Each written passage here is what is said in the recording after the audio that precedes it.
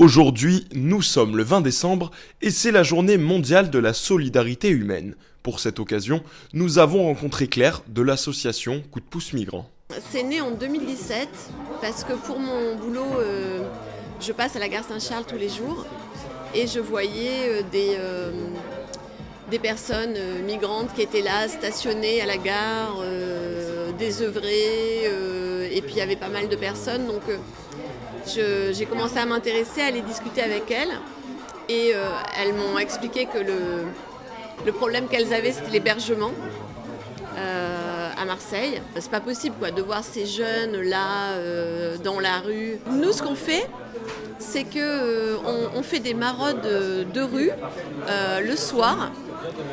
C'est-à-dire qu'on va à leur contact 2 fois par semaine.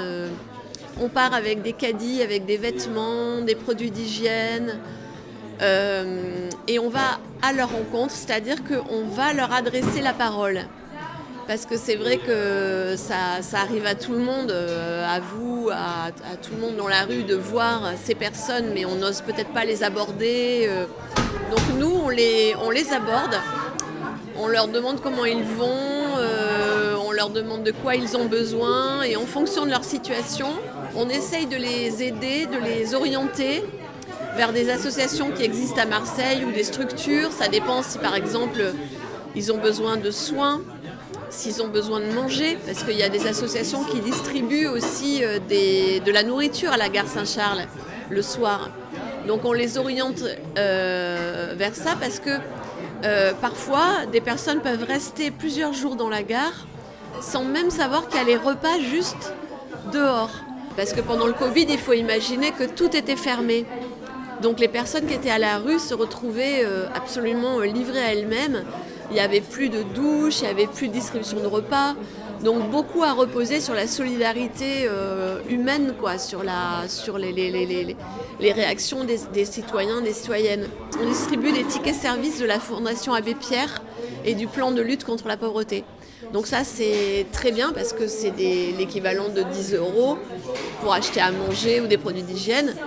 Et vraiment, quand on en distribue aux gens, il faut voir comment leurs yeux s'illuminent, comme si on leur offrait vraiment le Pérou, Et c'est très touchant. Donc humainement, c'est fort. C'est fort parce qu'on est confronté à des situations difficiles de souffrance. C'est difficile aussi parce qu'on est un petit peu impuissant. Ce qu'il faut se dire, c'est qu'on essaye de faire un petit peu et que ce petit peu, il est déjà énorme parce que les personnes, elles se sentent considérées, elles se sentent valorisées. Puis quand vous arrivez, vous donnez un bon blouson à quelqu'un qui a juste un petit pull et qui va passer toute la nuit dehors. À la base, l'humain, quand il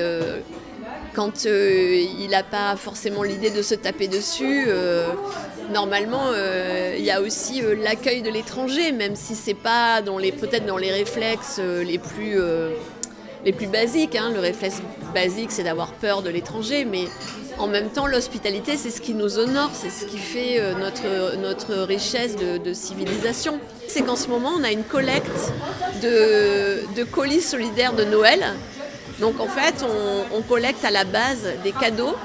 Les gens peuvent mettre dans une boîte des affaires chaudes, des petites gourmandises, des petites attentions, un petit parfum, des choses comme ça, et les déposer à la base. Et puis nous, après, on va faire une maraude de Noël. Et donc là, c'est super festif, on part dans la rue. L'année dernière, on avait la chance d'être accompagnés par une fanfare d'Aveyron qui était génial. Donc pour terminer, je dirais qu'on a besoin de bénévoles parce que c'est vrai que nous on couvre un périmètre, mais quand on est 2 par exemple, ou 4 ou 6, on n'a même pas le temps d'aller même à la gare Saint-Charles dans tous les endroits.